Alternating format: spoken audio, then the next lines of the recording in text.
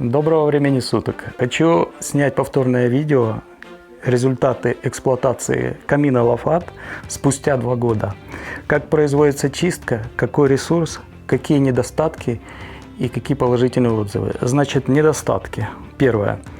Есть понимание, что камин 12 киловатт рассчитанный на 120 квадратов европейским производителям. Второй недостаток этого камина.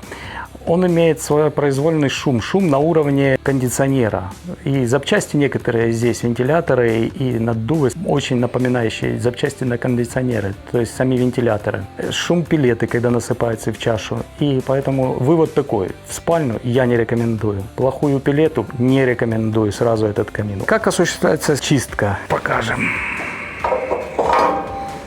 Вот эта вот чаша, опять напоминаю, она должна быть всегда чистая. Вот эти вот отверстия, они создают подачу кислорода. Здесь стоит свеча накала. Ну, это, в принципе, главное, с чем столкнулись мы.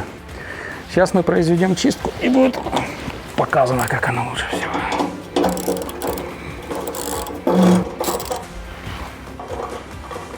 Я поменял здесь болтики.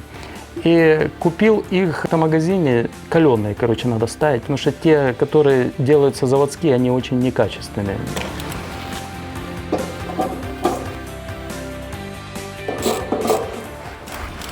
Здесь 4 болтика, которые держат лист теплообменника.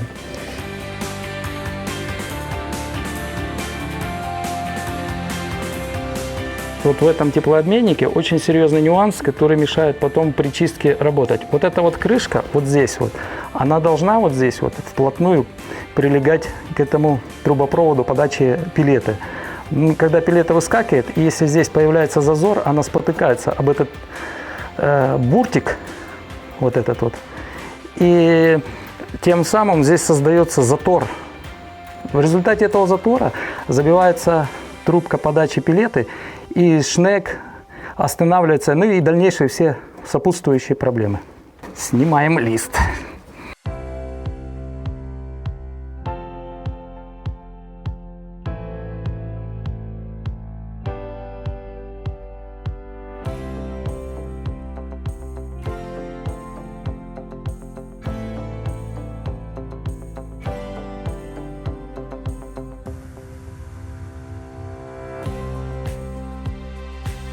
Принцип работы заключается в следующем. Вот здесь вот пламя, оно обходит вот так вот и заходит сюда, вот таким вот образом. И проходит вот здесь вот. Вот здесь вот пламя заходит, и вот через этот лабиринтный теплообменник, вот так вот, лабиринтиком, оно выходит вот сюда. И вот эта вот часть часто забита. Какой способ чистки? Оптимальный способ чистки – это только пылесос. Здесь ничего не помогает, кроме пылесоса. Руками вы его не вычистите. Дальше. Когда создается вот такое наслоение, и огонь соприкасается, он не соприкасается с металлом, соприкасается с сажей. Следовательно, теплоотдача уже не та. То есть, что мы имеем? Чистить вот так вот со снятием теплообменника надо в зависимости от теплоотдачи. Когда он плохо греет, это говорит о том, что либо вот здесь забито, либо большой слой. Вот этот слой.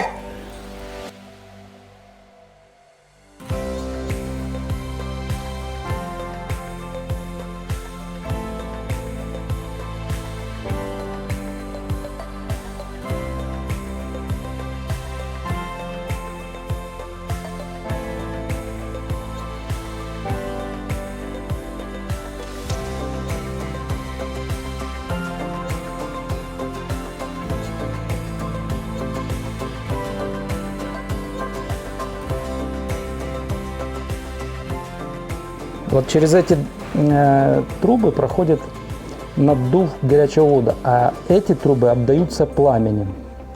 Вот так вот она вставляется, вот, смотри.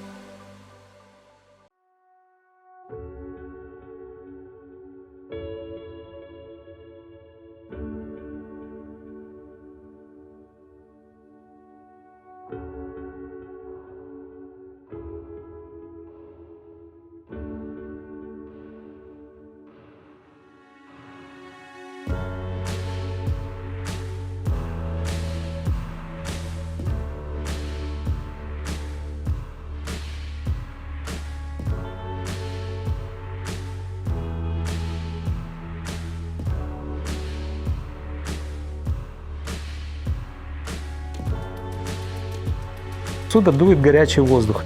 Если в квартире есть какая-то пыль, грязь, оно поднимает это, и вот идет пыльная. То есть это агрегат предназначен для маленьких магазинов, гаражей и помещений, скажем так, только не спальня.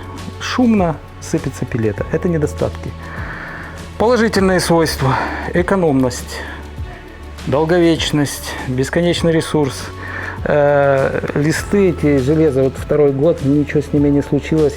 Металл европейского качества, по-моему, венгры дают боснийцам.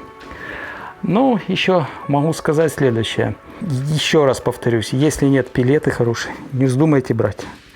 Зольность пилеты не позволяет с ним эксплуатировать его. Именно эта модель. Может, есть камины, которые работают даже на агропилете, но этот камин не работает.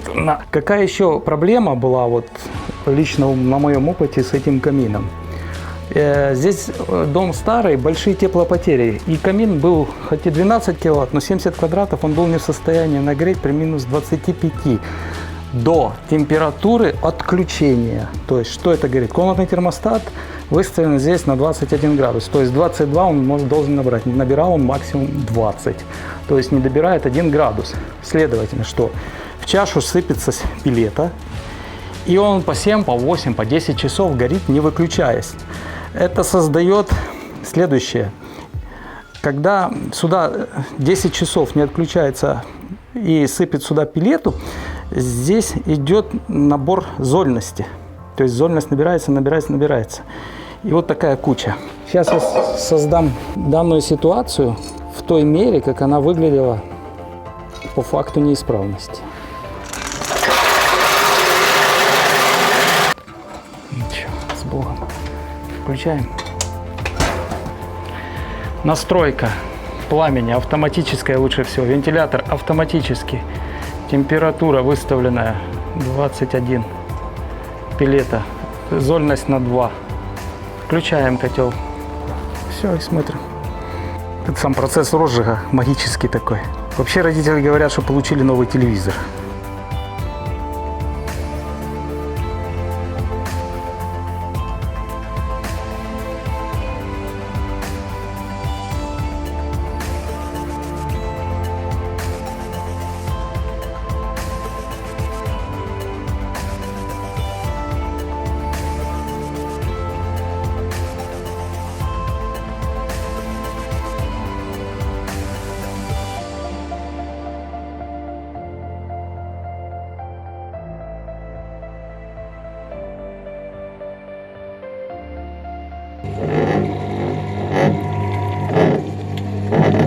Из-за чего забивается шнек? Вот это вот пыль, когда перемалывает шнек.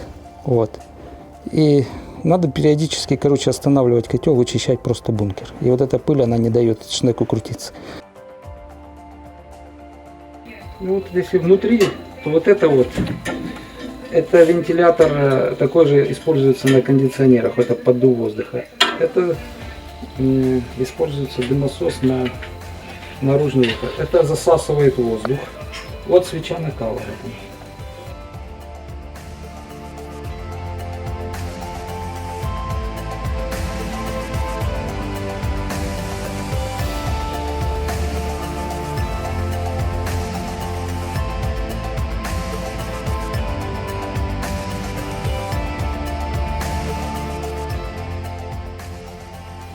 Сняли.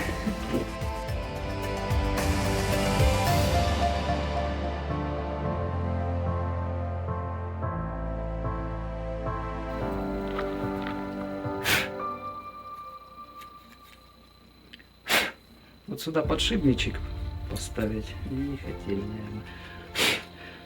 Вот эта втулочка. Надо будет менять.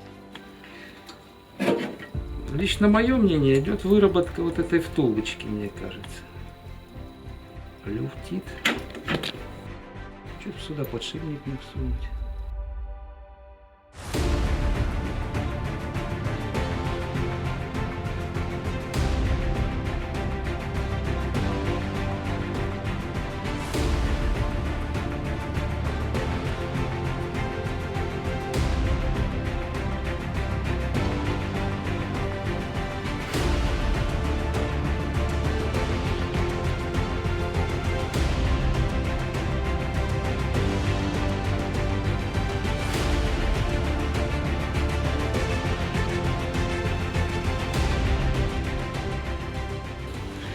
Вот этот вот датчик, это датчик выходных дымовых газов. Его чистить тоже надо при обслуживании.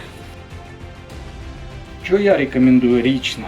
Вот это вот всасывает воздух. Чтобы дома не перепаливал воздух, вот эту трубку обязательно надо выводить на улицу. Вот это вот дымоход. А вот это вот подача кислорода в камеру сгорания. И тем самым мы создаем более-менее логический контроль. Вот. Дышать можно просто, он тогда не перепаливает воздух.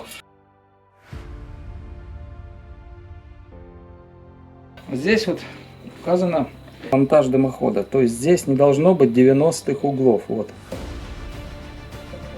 При монтаже. Вообще, в принципе, все эти любые камины, любых видов и любые пелетники, они не любят 90-х углов. Ставятся только 45-й угол. Здесь еще для ревизии вот такие штуки. Ревизионные люки.